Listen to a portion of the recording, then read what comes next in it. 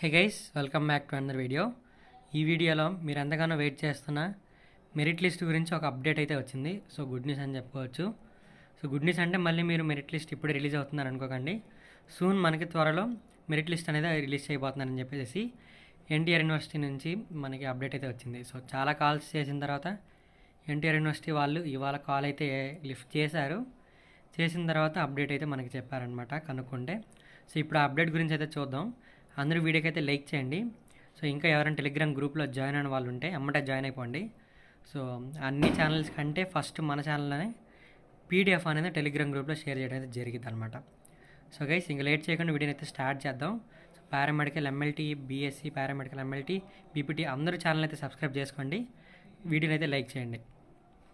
So guys మనకి merit list సంబంధించి ఏదైతే పారామెడికల్, బీఎస్సీ ఎంఎల్టీ అలాగే బీపీటీ కోర్సుకి సంబంధించిన మెరిట్ లిస్ట్ అనేది మనకి మండే నుంచి వెనస్డే ఈవినింగ్ లోపు అయితే రిలీజ్ చేస్తామని అయితే చెప్పారు. సో ఈ పారామెడికల్ మెరిట్ లిస్ట్ మీద మనకి హయ్యర్ అఫీషియల్స్ అయితే సైన్ చేయాలన్నమాట.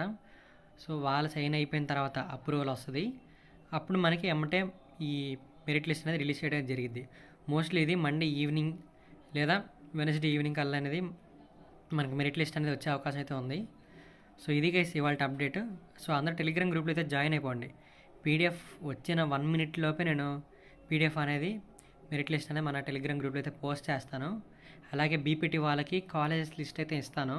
సో దీనికోసం మీరు టెలిగ్రామ్ గ్రూప్లో అయితే జాయిన్ అయిపోండి. మనకి మోస్ట్లీ మండే ఈవినింగ్ లేదా వెనస్డే ఈవినింగ్ కల్లా లిస్ట్ అనేది ఉండబోతుంది. సో ఇది గైస్ ఇవాళ అప్డేట్. సో మీరు కొంచెం అయితే ఊపిరి తీసుకోండి.